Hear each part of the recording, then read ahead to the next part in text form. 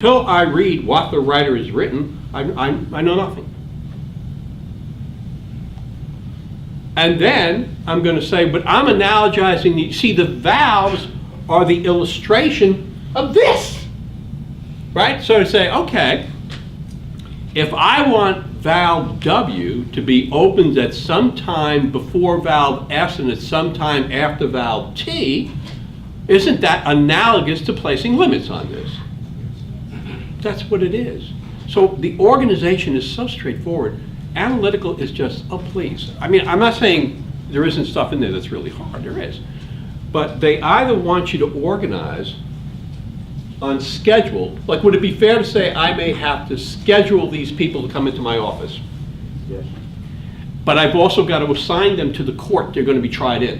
Yes. Aren't those two different functions?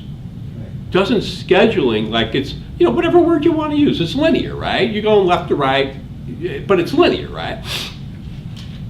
But when I assign them to a court, that's not linear. That's attribution, that's assignment, that's a separate conceptual thing, right? A minimum of 2 of your 4 hypotheticals will flow from that. A bare minimum of 2 of your 4, it may be all 4 of your hypotheticals, but a bare minimum of 2 will require you to organize either in a linear way, right, like you're scheduling witnesses, right, or by attribution or assignment, saying, okay, now I got to put these guys in court. I'm not worried about the day I'm trying them, I'm putting them in a court. That's not learnable. So do you get, if you can learn this, which has to be learned by every test taker, and you can demonstrate a proficiency in this on this test, wouldn't you as a law school have somewhat greater confidence in that candidate's ability to do well? Talk to me.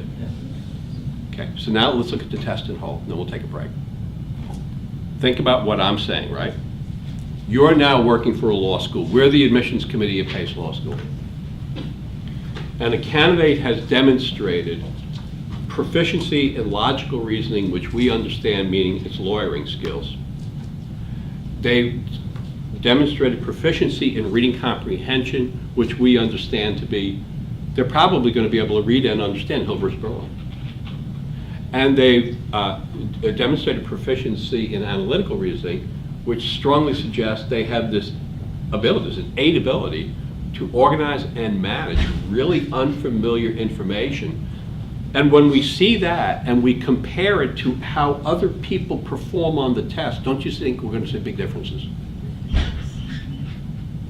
Wouldn't you, as an admissions officer at a law school, be inclined to send an offer of admittance to a student who performed on the LSAT above the median of the school? Yes. Does it make sense? Right, and you guys get this as your trial, right?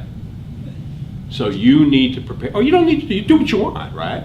But I'm telling you, you're not going to be happy. If you can't get up the energy to prepare for this when your whole bloody life depends on it, right? What the fuck?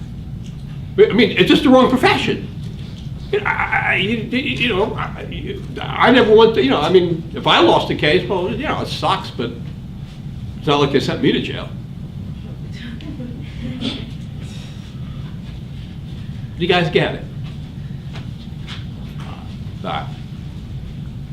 Cafeteria closes in 15 minutes. Go down there, you'll torture them if you show up now. Because they're all thinking, oh, I'll get out early. Fuck that, get down there.